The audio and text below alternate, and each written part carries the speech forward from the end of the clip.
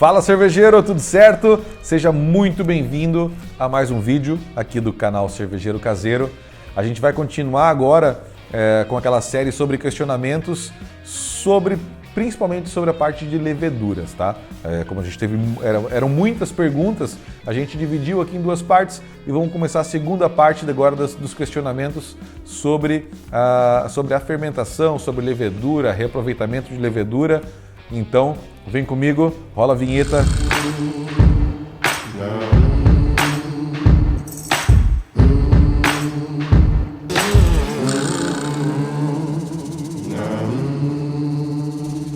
E após a finalização da fermentação, eu devo trocar a minha cerveja de balde? Eu recomendo que não seja feita essa troca, a transfega, como o pessoal fala aí, que não seja feita, tá? Eu vou recomendar uma transfega de balde em situações muito específicas. A primeira delas fiz minha fermentação, fiz o descanso de acetil, agora eu quero fazer eu quero reaproveitar minha levedura, mas eu quero fazer um dry hopping. Aí, obrigatoriamente, tu vai ter que fazer uma transfega, tá? Porque depois que tu fizer um dry hopping, por exemplo, tu não vai poder usar aquela levedura de novo.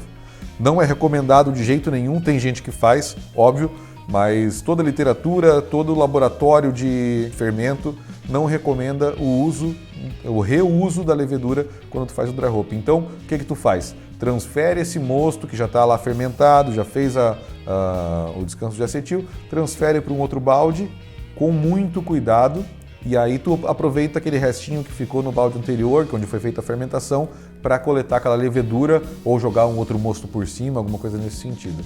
E o outro caso é na hora de fazer o invase, tá? Em muitos casos, isso por experiência minha, se eu fiz uma fermentação, fiz a maturação, fiz o cold crash, tudo no mesmo balde, às vezes eu quero fazer por exemplo, vou fazer o priming. Eu gostava mais de fazer a calda do priming, calculava o volume que eu tinha de cerveja, calculava o priming que eu precisaria e fazia essa calda do priming total e jogava dentro do balde para envasar tudo junto, em vez de botar o priming garrafa por garrafa. Então, nesses casos, se eu jogasse essa minha calda de priming dentro lá do balde que eu fiz a fermentação, a maturação e o cold, eu teria o risco muito grande de levantar aquela levedura que já estava sentada, uma cerveja que já estava mais cristalina. Então, nesses casos, eu prefiro trasfegar esse mosto para um outro balde, ou pode ser até a mesma panela. Eu já cheguei a fazer essa mistura antes de fazer o invase em panela mesmo. E aí, para evitar de levantar essa levedura e tu sujar toda a tua cerveja, que tu fez todo esse trabalho para deixar ela cristalina, bonitinha, limpinha, e na hora do invase acabar sujando ela. Então são basicamente esses três pontos aí. Só fazer transfega se for fazer dry hopping para reutilizar a levedura, ou para fazer a transfega, tá? Não tem problema nenhum, gente, deixar o pessoal, em alguns casos falava assim, se eu não fizer a transfega, tem problema de autólise. Para caseiro, nosso nível, não tem problema nenhum de autólise, tá? A autólise vai acontecer com muito tempo de maturação, com a levedura muito tempo parada e normalmente com colunas de pressão muito mais altas. A gente está trabalhando com balde de 20, 30, no máximo bombona de 50 litros. Então, acontecer ter sabor de fermento ou de levedura, a levedura viva consumir levedura morta, é muito difícil isso, já foi provado por A mais B que isso é praticamente inviável de acontecer. Essa transfega sem necessidade, eu só vejo um malefício, que é um grande risco de contaminação e de oxidação, tá? São esses os principais pontos assim, que a gente deve evitar, do porquê evitar fazer uma transfega sem necessidade. Então, se tu tá fazendo uma cerveja ali que tu não vai fazer um dry hopping ou que tu não pretende reutilizar levedura, não faz sentido nenhum tu fazer uma transfega colocando em risco de oxidar toda a tua cerveja, porque por mais que tu cuide para botar uma mangueirinha e até o fundo do outro balde para evitar de ter turbulência, de incorporar oxigênio, cara, todo aquele processo, tu tem o risco sim, mesmo que, obviamente, tu vai ter todo o cuidado de sanitizar e tal, mas tu tem, cada etapa desnecessária a mais é um risco a mais de contaminação. Certo. Eu decidi em fazer a transfega de balde. Aí sobrou aquela levedura embaixo. eu posso reaproveitá-la? Pode reaproveitar a levedura, sim.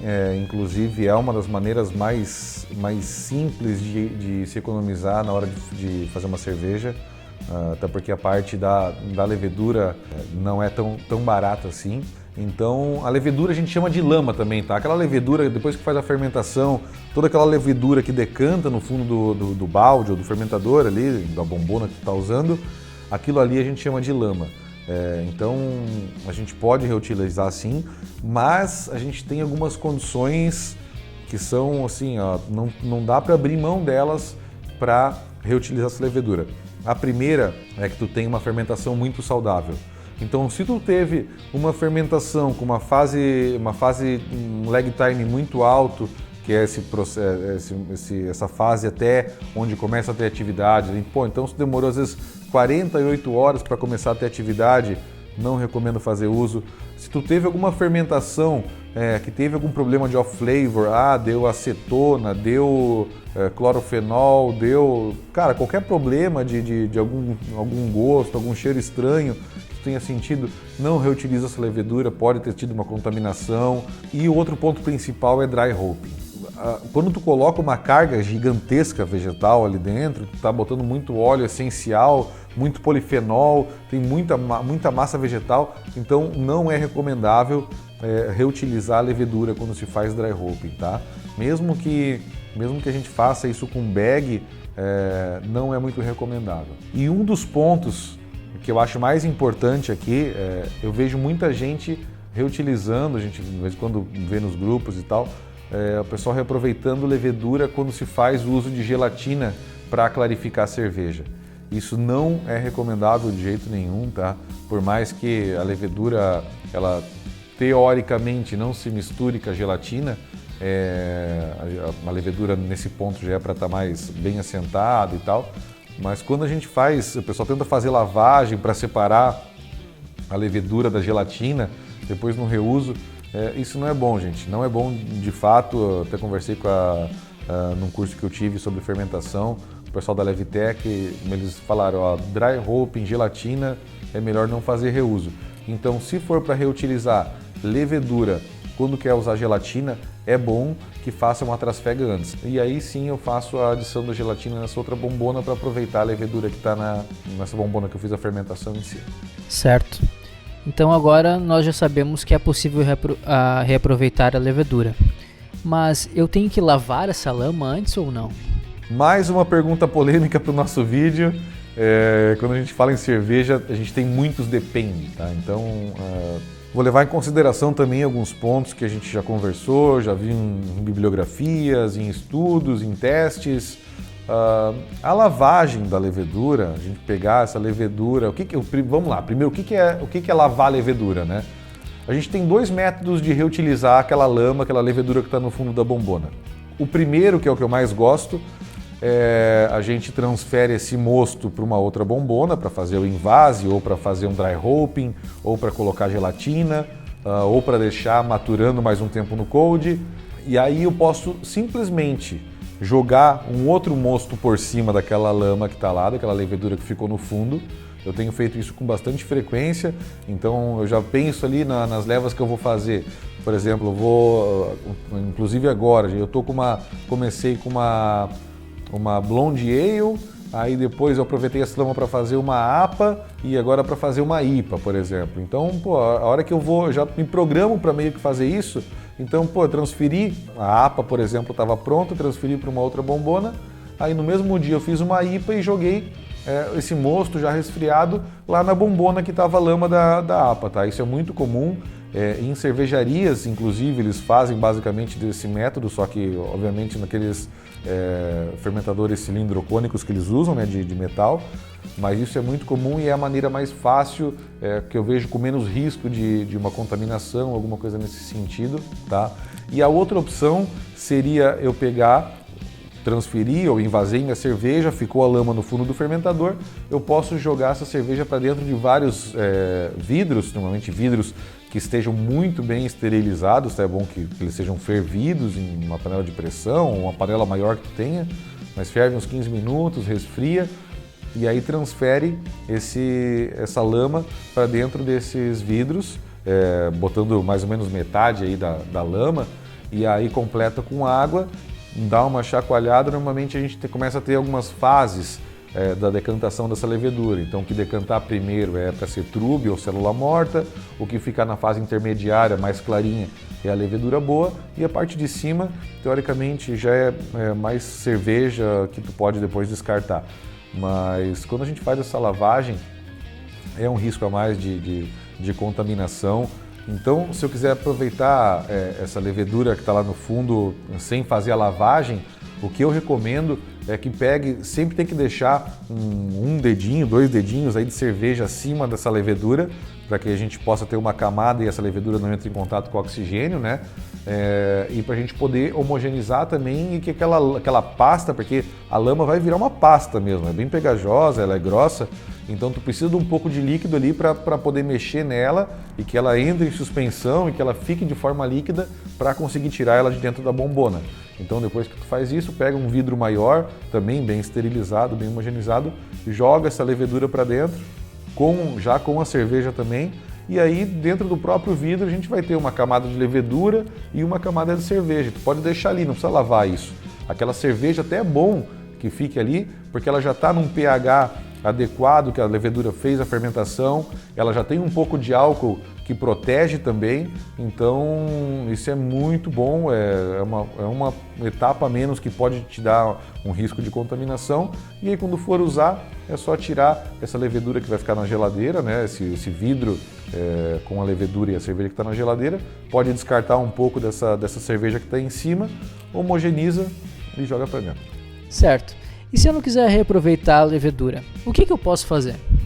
Se tu não quiser reaproveitar a levedura, que é uma maneira simples, mas, por exemplo, eu não tenho levedura para reaproveitar, eu quero fazer uma cerveja de um outro estilo, mas que eu vou fazer um volume maior, vou fazer 50 litros, ou eu vou fazer uma cerveja com uma OG muito alta, uma densidade inicial muito alta. Então aí tu tem 2 opções. Ou tu vai comprar um monte de pacote de levedura, vai gastar o olho da cara, ou a gente pode fazer a propagação, a multiplicação da levedura. A gente chama isso de starter, vocês já devem ter visto, quem está aí nos mundos cervejeiros sempre rola a imagem de starter, pessoal discutindo sobre propagação. E o que é o starter? Nada mais é do que a gente pegar um pacotinho de levedura, ou 2, isso depende de como a gente vai fazer, do cálculo que vai ser feito, mas é pegar esse pacotinho de levedura e jogar ele dentro de um recipiente que vai ter água misturado com extrato de malte, ou pode ser até o mosto de uma outra cerveja anterior,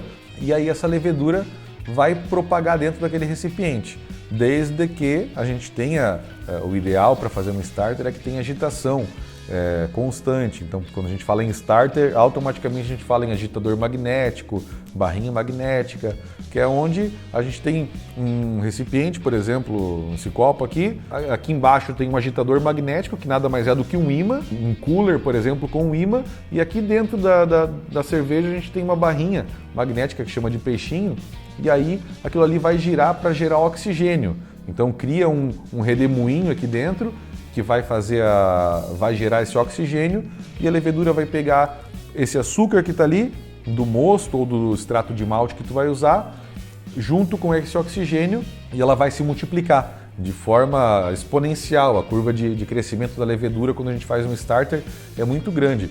Então, às vezes um starter de 1 litro, 2 litros, aí, começando com um pacote, tu acaba tendo a quantidade de células de 4, 5 pacotes do final, começando com um pacote só.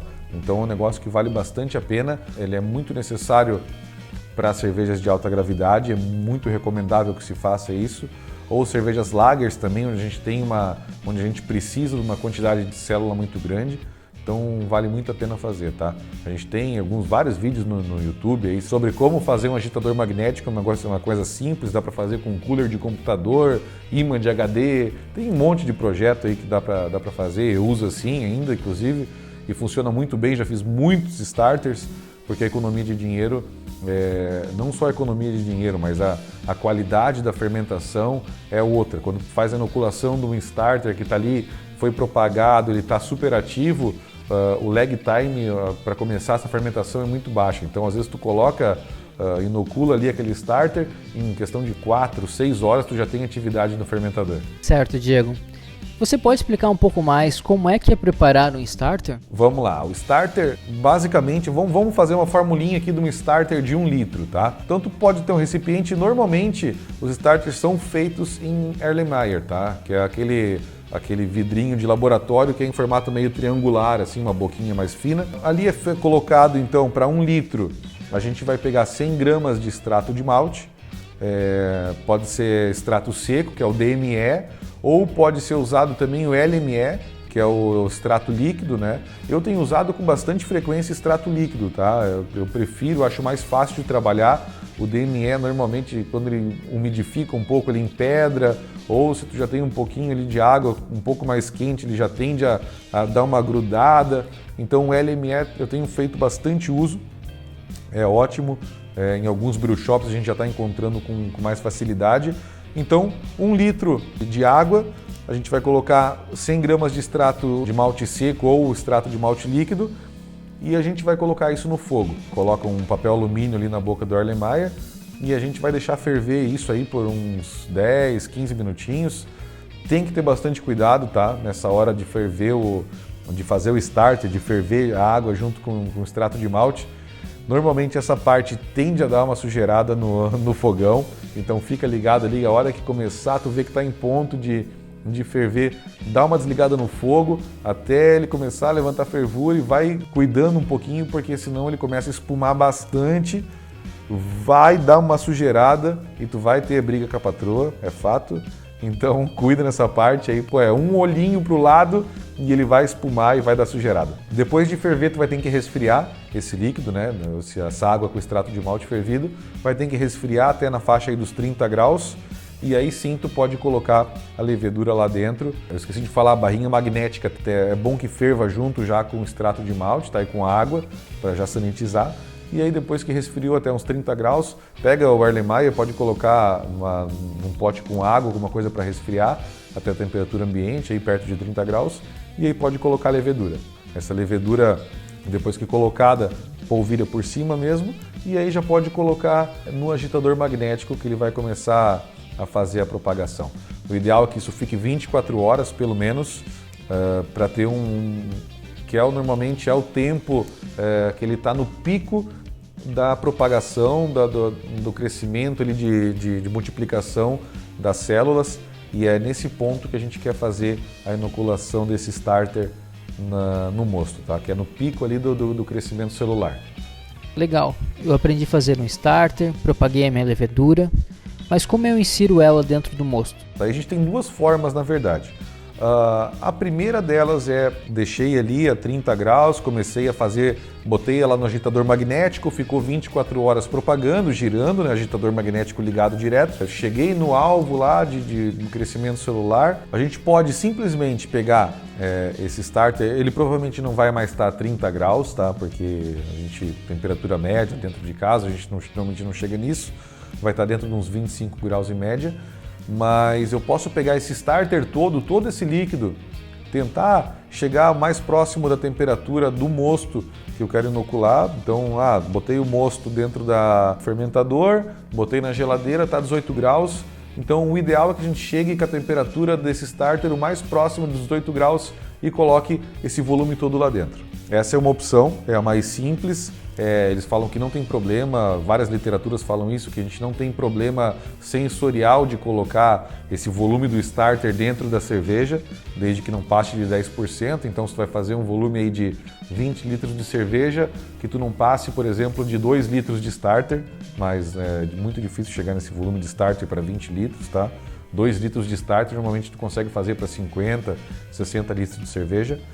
E a outra opção é quando tu já está um pouco mais se programando mais para abraçagem. Tu tem que pensar no starter alguns dias antes para que tu faça essa propagação. A hora que tu termina a propagação ali com 24 horas, tu tira esse starter do agitador magnético e põe na geladeira. Na geladeira vai reduzir a atividade, a levedura tende a assentar para o fundo e vai ficar 2 fases bem separadas. Então vai ficar a lama mesmo, a levedura decantada, e em cima a gente chama de sobrenadante, que nada mais é do que a cerveja, né? Era aquele mosto que tu colocou, ela fermentou, virou cerveja, e aí antes de inocular no mosto, tu vai jogar aquele sobrenadante do starter fora, faz ele todo, deixa só um dedinho em cima para poder homogeneizar, né, deixar líquido e conseguir colocar dentro do fermentador.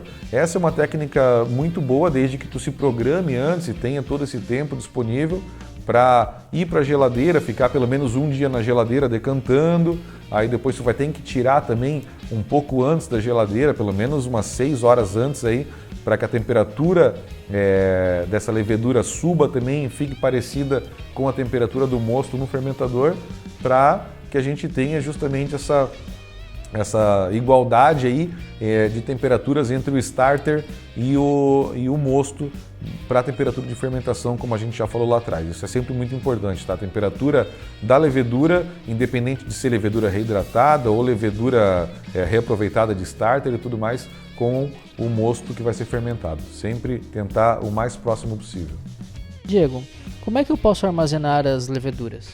A levedura seca, no brew shop, normalmente elas já se mantêm guardadinhas, elas são sempre em embalagem a vácuo e elas sempre têm que ficar na geladeira, tá? Levedura liofilizada, levedura seca não pode ser congelada. O ideal é que elas fiquem entre 4 e 8 graus ali, que é a temperatura de porta de geladeira ou dentro da geladeira. Isso já ajuda bastante a manter a viabilidade dela. A data de validade sempre está impressa, então é tranquilo. O maior problema de armazenamento são para as leveduras líquidas, tá? Como a gente falou em algumas perguntas atrás, o maior problema e uma desvantagem das leveduras líquidas é justamente a perda de viabilidade muito rápida. Então, a Wet Labs ali comentou que eles chegam a perder 21% de viabilidade dessa levedura por mês. Então, tu imagina, em 5 meses, todas as células basicamente estão mortas. O armazenamento é igual, é na geladeira também, não pode ser congelado, tá? O congelamento de levedura, principalmente líquida, na levedura seca, alguns testes foram feitos com congelamento e não chegou a matar, a perder toda a viabilidade. Mas na levedura líquida é mais perigoso, porque a gente tem água ali dentro. Então aquela água, quando congela, ela gera alguns cristais que acabam perfurando a parede celular da levedura líquida e aí tu perde muita viabilidade. Então tem que evitar o congelamento, tá? O congelamento é feito quando é feito para banco de levedura, alguma coisa assim, são usados algumas substâncias específicas ali que podem fazer o congelamento sem atacar a parede celular da levedura. E basicamente é isso aí. Para levedura reaproveitada, quando tu vai guardar em pote de vidro, alguma coisa, o ideal é que seja usado o quanto antes, tá? 7, 15 dias aí, sem precisar fazer um starter, ou caso tu queira guardar aí por 2, 3 meses, pode guardar também essa levedura na geladeira, mas daí é imprescindível que se faça um starter antes, tá? Então tira essa levedura da geladeira, deixa ela chegar na temperatura adequada e aí tu vai pegar essa levedura, descarta o sobrenadante e aí joga ela dentro do starter que tu vai fazer para dar uma reativada nela e propagar de novo. Agora falando um pouco sobre leveduras selvagens, você pode explicar um pouco o que é isso e como é inserido no mosto?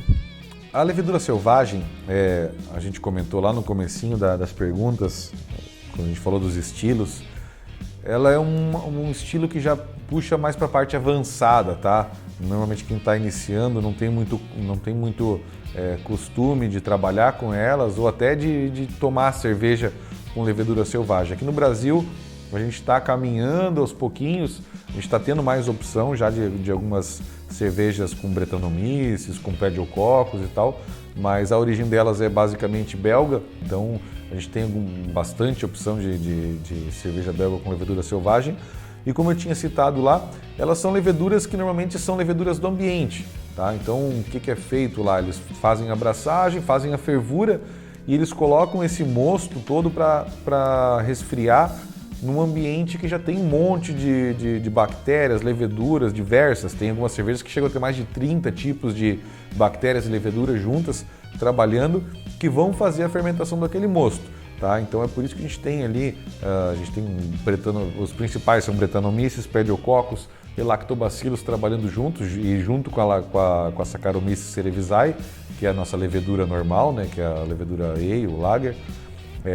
Então todas elas trabalham juntas para produzir uma cerveja que tem um aroma bem distinto, bem diferente do que a gente está acostumado a encontrar, mas que é um negócio sensacional, assim, quem tiver a oportunidade de experimentar, é diferente, normalmente é mais ácido, tem uma pegada mais rústica, mas quando tu pega gosto pela coisa é um caminho sem volta. Então eu já hoje faço algumas cervejas com levedura selvagem.